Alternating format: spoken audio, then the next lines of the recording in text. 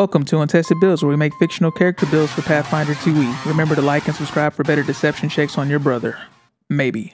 Today we're continuing to copycat a popular YouTube channel by building Lexana Crown Guard, the shining beacon of infectious positivity from League of Legends. All these elements available, and you choose to be salty. For our goals for this build, first we need to discover our ability to control light itself. Second, we need a big old laser. And third, we need to keep our opponents helpless while we charge up said laser. For stats, we're going to be using the steps outlined on page 24 of the core rulebook. Everything starts at 10, and depending on our class, ancestry, and background, we take different boosts and flaws to reach our level 1 stats. Roll for stats if you want, but make sure you are prioritizing charisma. Charisma is our main stat. Lux is overwhelmingly positive, and it's really hard to stay mad at her. It's also our casting modifier. Second is strength. Lux is a mage, not a fighter, but she did receive some martial training for her background, and we need it to wear medium armor. Next is dexterity, constitution, and wisdom. Last is intelligence. Lux isn't dumb by any means, but we don't really need it for this build. Lux is a human. As a human, we take our free boost to charisma and strength. We'll take the noble background for charisma and strength and society training. We'll also get the courtly graces feat for free, allowing us to use our society skill for deception checks against nobles. For our free boosts, we'll take charisma, dexterity, constitution, and wisdom. We'll go with a skilled heritage, selecting diplomacy. We become trained in the selected skill, then at level 5 we become an expert in that skill. For our ancestry feat, we take cooperative nature for a +4 bonus to the aid action. Lux accidentally discovered her hidden powers during a time of need. That makes her a sorcerer. Imperial sorcerers get a bonus to charisma and also gain spells from the arcane tradition. At level 1, that's 4 cantrips and 2 first level spells. We're going to be focusing on the most in-character options, but definitely fill up your repertoire with whatever you feel you need. Light makes an object glow for a day. Dancing lights creates up to 4 floating lights you can control. Electric arc forces 1 or 2 creatures within 30 feet to make a reflex save. Failing causes them to take 1d4 plus your charisma modifier and electricity damage. Color Spray is a level 1 spell that forces a will save in a 15-foot cone. Targets who fail are dazzled, stunned, and blinded for a round. Ray of Enfeeblement forces a fortitude save on a creature within 30 feet to make the target enfeebled for a minute. Will also become trained in acrobatics and athletics. At second level, we'll take the Encouraging Words feat to restore stamina points to an ally by passing a diplomacy check. We'll also take the Dangerous Sorcery class feat to add damage to our damaging spells equal to the level of the spell being cast. Level 3 sorcerers gain access to level 2 spells. Glitter Dust makes invisible creatures visible based on the result of a reflex save, and targets who fail are dazzled for a minute. Lux's E used to grant vision. I missed that. We also get access to signature spells, meaning we can choose one spell for each spell level that we can heighten freely to a more powerful version. We'll also take the Armor Proficiency feat for training in light armor. At level 4, we'll take the Counterspell feat in order to use the spell slot as a reaction in order to disrupt a spell being cast by a foe. The Charming Liar feat allows us to improve an NPC's disposition towards us if we succeed on a lie, as if we had passed a diplomacy check for making an impression. Level 5 sorcerers get Magical Fortitude to increase our proficiency rank for fortitude saves to expert. We also gain access to 3rd level spells. Paralyze lets us paralyze a target who fails a will save for up to 4 rounds. We'll also take Witch Warden for our ancestry feat for a bonus to our saves against spells cast by witches and hags. That Demacian training probably included at least a few tips on taking down those dangerous magic users. For our ability boost, we'll boost Constitution, Wisdom, Dexterity, and of course Charisma. For our skill increase, we'll become an expert in Diplomacy. At level 6, we'll take the Recognize Spell feat to identify spells being cast within line of sight from you. Demacians know magic when they see it, usually. We'll also take Bespell Weapon, which turns our weapon attacks into actual Lichbane procs by adding 1d6 of magical damage of a type based on the school of spell you cast to your weapon damage rolls until the end of your turn. Level 7 sorcerers are expert spellcasters who can cast 4th level spells. Resilient Sphere makes a bubble to trap or protect the target with a 40 hit point shield. Unwilling creatures can attempt a reflex save to disrupt the shield. We'll also take another armor proficiency feat for better medium armor. I'd probably describe Lux's boot plate as scale mail, but mostly because we need more strength investment to effectively use a breastplate. We'll also become a master of Arcana at this level. At 8th level, we'll take Widen Spell to increase the range of our spells by 5 feet. For our skill feat, we'll take Arcane Sense, allowing us to cast Detect Magic innately once per day as a 1st level spell. The effect is heightened based on our arcane proficiency. Maybe Silas showed you some tricks while he revealed his tragic backstory to you. Level 9 sorcerers can cast 5th level spells. Chromatic Wall does entirely too many things to list, but basically you conjure a wall that's 60 feet long and 30 feet high of a random color determined by a die roll. Each color does something a bit different, but in general they'll either block a certain type of attack and harm creatures attempting to pass through them. A specific spell, depending on the color, will dissipate the wall immediately, otherwise it can last up to 10 minutes. You can find the full list of the colors and their effects on page 323 of the core rulebook. Cloak of Colors creates blinding light as a response to an incoming melee attack. Attackers who fail a will save will either be blinded or stunned for 1 round. At 9th level, sorcerers also get lightning reflexes to increase our reflex saves to expert. We'll also take the Keep Up Appearances Ancestry feat in order to use our deception skill to hide our emotional responses with an unshakable veneer of positivity. We'll become a master of diplomacy at this level as well. At level 10, we'll take the Overwhelming Energy class feat to ignore acid, cold, electricity, fire, or sonic damage on the targets of our offensive spells.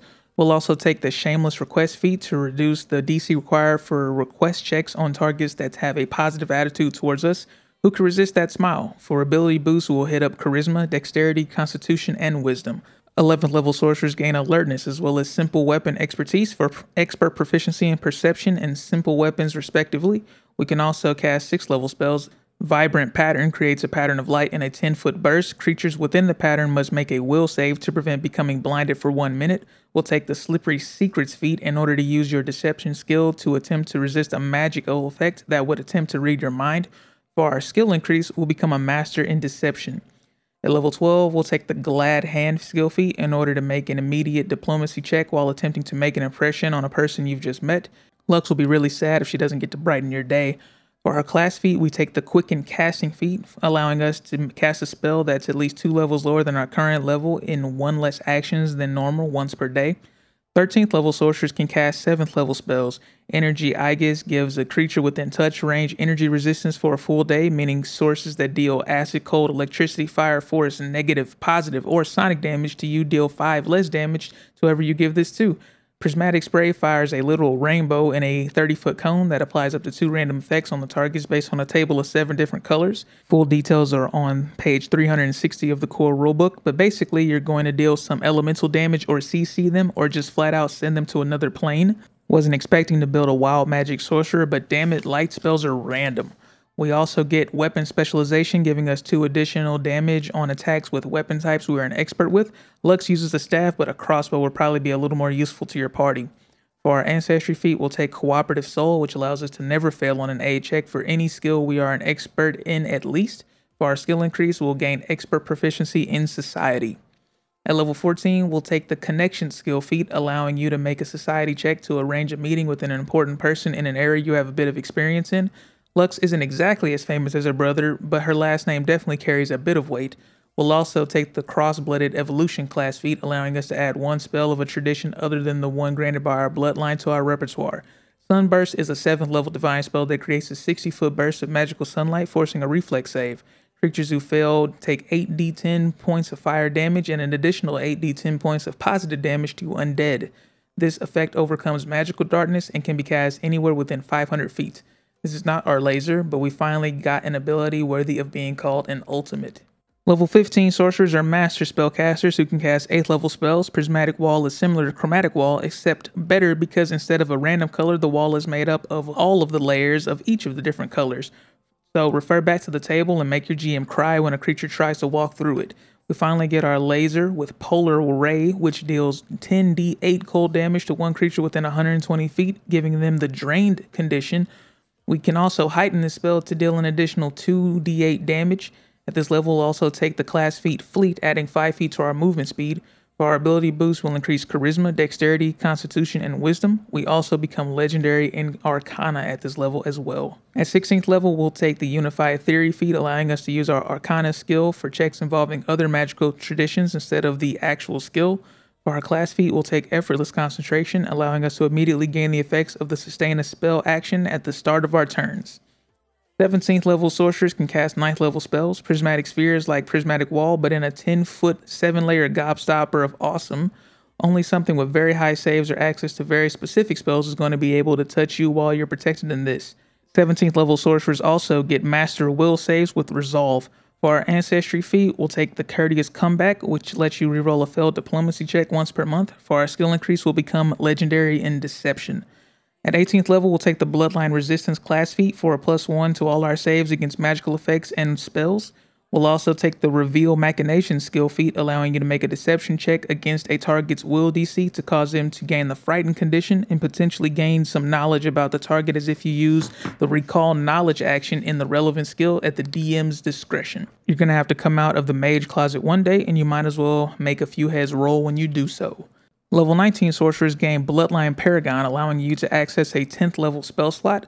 None of the options are all that in character, but Wish allows you to use an additional 9th level spell or lower arcane spell, or a 7th level or lower of another tradition.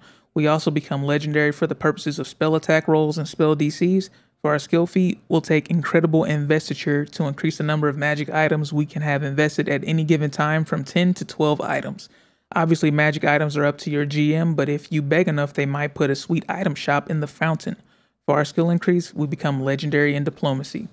At level 20, we'll take the Bloodline Conduit class feat in order to cast a 5th level spell or lower without spending a spell slot once per minute for maximum CDR. We'll also take the Legendary Negotiation skill feat. This allows us to use the sheer power of our wit and social standing to make a target stop what they are doing and come to the negotiation table. For our finally ability score boost, we'll take Charisma, Dexterity, Constitution, and Wisdom. Now that we're level 20, let's examine the pros and cons of this build. For pros, we've got all the CC you could ask for. We can give a wide variety of status conditions by attacking whatever saving throws our enemies are bad at, slow them, blind them, and stun them so they'll be right where you want them for your big damage spells. But you don't just have big damage, you have big defenses. Between your shields and walls, you and your team are going to be hard pressed to find an enemy who can actually get close to you. Outside of combat, you are the ultimate face of a party. Between society, diplomacy, and deception, all tied to your maxed out charisma, you'll be able to navigate through even the most Game of Thronesian level of high courts your GM can throw at you.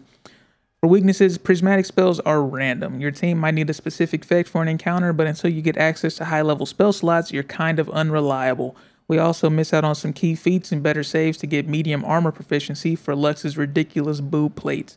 But don't let your team flame you for your troll build. Farm up, get some items, and get back on the rift.